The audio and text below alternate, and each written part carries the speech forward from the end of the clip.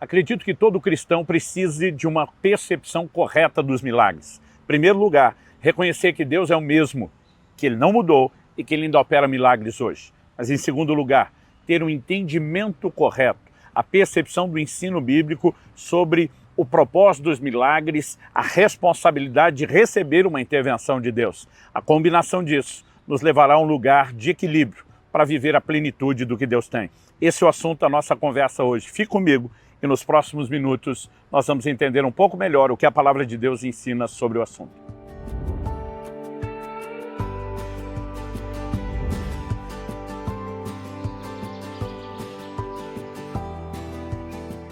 Estou hoje no Parque do Povo, em Presidente Prudente, passando para trazer mais uma palavra ao seu coração.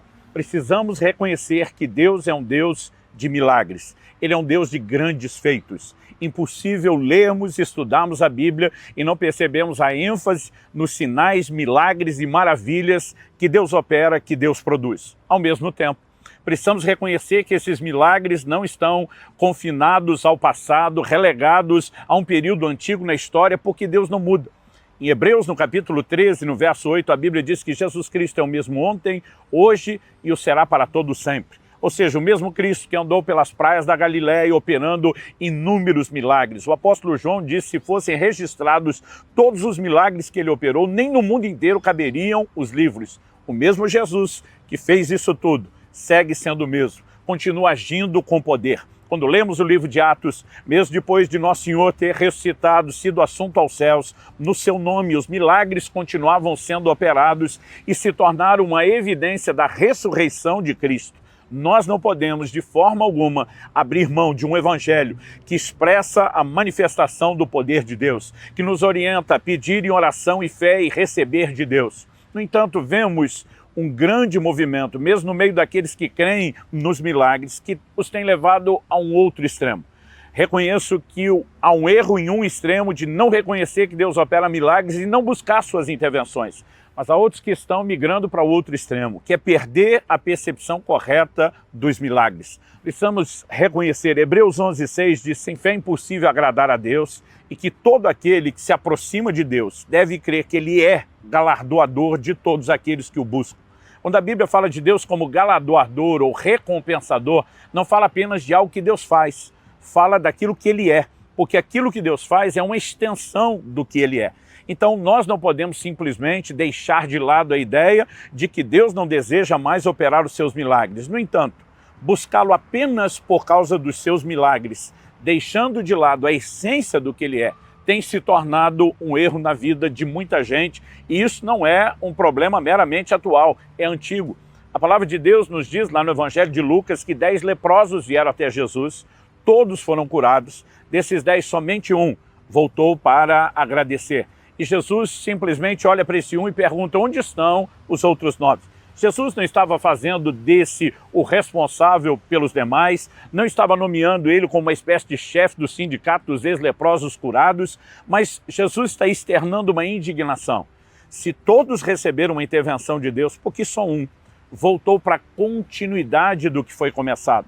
Isso aponta para o fato de que os milagres têm um propósito. E nós precisamos entender o propósito dos milagres. Mais do que simplesmente solucionar um problema, Deus deseja se revelar, Deus deseja chamar a nossa atenção e precisamos entender, Ele espera correspondência. Aliás, algo que eu gosto de dizer é que receber um milagre não é apenas um privilégio, isso se torna também uma responsabilidade. Olha o que a palavra de Deus diz em 2 Crônicas, capítulo 32, versos 24 e 25. Por esse tempo, Ezequias adoeceu de uma enfermidade mortal. Então orou ao Senhor, que lhe falou e lhe deu um sinal. Mas Ezequias não correspondeu aos benefícios que lhe foram feitos. Vamos parar para considerar isso. Segundo Reis, no capítulo 20, nós vemos que Ezequias, rei de Judá, adoece mortalmente. O Senhor envia o profeta Isaías para dizer, olha, põe sua casa em ordem, você vai morrer, não vai viver. Ele vira para a parede, ora, chora, clama, enfim, Deus envia o profeta e diz, estou te dando mais 15 anos de vida. Mas ele recebe um sinal. A Bíblia nos mostra que foi um sinal extraordinário. O profeta pergunta, você quer que o relógio de sol, a sombra do relógio de Acás, retroceda 10 graus ou avance? Ezequias responde como quem diz, avançar é fácil, isso acontece todo dia. Eu quero é que retroceda. E a Bíblia diz que Deus fez isso. Esse homem cria que Deus podia parar a estrutura inteira do universo só por causa dele para lhe mandar uma mensagem. E ele não apenas recebeu o sinal, como foi curado da sua enfermidade, teve os seus dias prolongados, mas a Escritura está dizendo que ele não correspondeu aos benefícios que lhe foram feitos. Ou seja, toda vez que Deus age na minha e na sua vida, ele nos coloca não só numa situação de privilégio, mas de responsabilidade. Diante da expressão e da manifestação do poder de Deus, de uma revelação maior daquilo que ele tem feito e expressado quem ele é, nós passamos a estar numa condição de correspondência, de uma necessidade de correspondência com aquilo que Deus fez. Então toda pessoa que recebe um milagre e vira as costas, ela não tem apenas um problema de ingratidão. Quando olhamos para os leprosos, a indignação de Jesus não era apenas porque ele esperava um muito obrigado, é porque o que ele queria era continuidade. Por meio do milagre que fez, ele revela o seu amor, o seu poder, ele convida o ser humano a se aproximar e ele quer fazer mais pela minha e a sua vida do que apenas resolver um problema pontual. O Evangelho deixou de ser nos nossos dias, onde começamos a enfatizar milagres como talvez no passado não se fazia, deixou de ser a solução para a eternidade do homem e tem virado em muitos nichos do nosso meio, tem virado apenas o meio de oferecer soluções temporárias. Então a pessoa vem porque está com um problema financeiro, ou com um problema de saúde, ou um problema familiar, e ela vem buscar Deus para resolver o seu problema e logo depois vira as costas. Essas pessoas que estão recebendo milagres terão um juízo ainda maior, porque passaram a estar não só inseridos dentro de um privilégio, mas de uma responsabilidade. Em Mateus, no capítulo 11, Jesus faz uma afirmação que deveria trazer temor aos nossos corações. Ele começa a falar de cidades onde ele tinha realizado muitos milagres no seu ministério. Mateus 11, 21. Ai de você, Corazim, ai de você, Betsaida, porque se em Tiro e em Sidom, se tivessem operado os milagres que foram feitos em vocês, há muito que elas teriam se arrependido com pano de saco e cinza. Mas eu digo a vocês que no dia do juízo haverá menos rigor para Tiro e Sidom do que para vocês. Ou seja, um julgamento maior para quem viu mais milagre. Verso 23. E você, Cafarnaum, pensa que será elevada até o céu, será jogada no inferno. Porque se em Sodoma, se tivessem operado os milagres que foram feitos em você, ela teria permanecido até o dia de hoje. Mas eu digo a vocês que no dia do juízo haverá menos rigor para a terra de Sodoma do que para você. Jesus está dizendo que em ambientes onde ele operou mais milagres, se esperava uma correspondência, se esperava arrependimento, o retorno do coração das pessoas para Deus. Nós olhamos para a nação de Israel e o Salmo 103 diz no verso 7 que Deus revelou os seus caminhos a Moisés e os seus feitos a Israel. Moisés também viu os feitos de Deus, mas não parou nos feitos, ele entra na percepção dos caminhos. A nação de Israel fica só na revelação dos feitos, viram os milagres, mas não corresponderam com Deus, não entenderam a proposta maior que ele tinha. Aliás, é interessante que quando Deus diz para Moisés, eu não irei no meio de vocês, né? Vocês estão pecando muito. O Senhor diz, vou enviar o meu anjo que resolva os problemas. Moisés disse, se o Senhor não for conosco, não nos faça sair desse lugar. O que ele estava dizendo?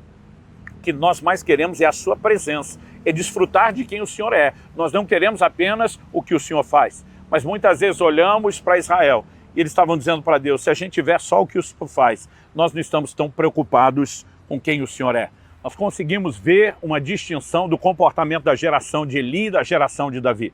Nos dias de Eli, o povo já não ia ao lugar do santuário adorar a Deus como deveriam, estavam vivendo até então a maior expressão de apostasia e levaram a arca, que não era buscada em adoração e temor, para o campo de batalha e acabaram perdendo a arca, que era o maior símbolo da presença de Deus, que representava a presença de Deus entre eles. O que é que isso nos ensina? Que quando fazemos de Deus um mero amuleto, um mero talismã, um resolve tudo, vamos usá-lo só para resolver os nossos problemas, sem buscá-lo pelo que ele é, querendo só aquilo que ele faz, nós podemos perder a sua presença. Já a geração de Davi, que é a que traz a arca de volta, Davi levanta uma tenda que passou a ser conhecida como tabernáculo de Davi, e a única coisa que Deus sinaliza na nova aliança é dizer ter saudade e querer de volta o tabernáculo de Davi. Ele coloca os levitas para adorar noite e dia, 24 horas por dia, 7 dias por semana, para dizer o Senhor é bom, sua bondade dura para sempre. Essa geração que focou aquilo que Deus é e a exaltação e a busca dele pelo que ele era, foi uma das gerações que mais viu o que ele podia fazer, uma geração de conquista, uma geração de avanço. Isso significa que quando buscamos a Deus pelo que ele é, também teremos o que ele faz. Mas se o buscamos só pelo que ele faz, acabaremos deixando de desfrutar daquilo que ele é. Precisamos ter uma percepção correta dos milagres. O Deus que opera milagres está se revelando por meio deles e espera continuidade, espera correspondência, espera que as pessoas que recebam a sua intervenção agora, diante de um entendimento da sua manifestação, correspondam.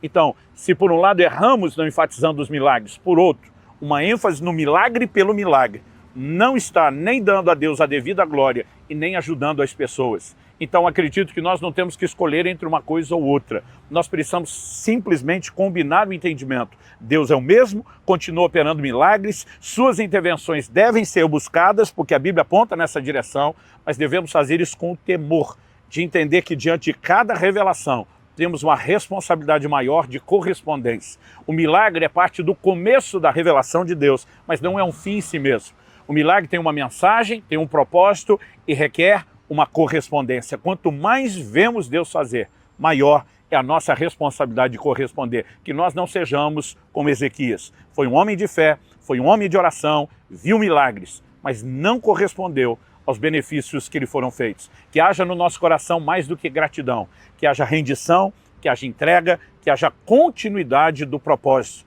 para que o plano divino possa ser vivido de maneira completa. Você que está me assistindo nesse momento e tem necessidades, eu quero provocar a sua fé. Busque a Deus, mas não pare de buscar quando tiver recebido alguma resposta. Entenda que isso é apenas parte de algo muito maior, que diz respeito não só à sua salvação eterna, mas à comunhão e um relacionamento que você deve ter com Deus desde já.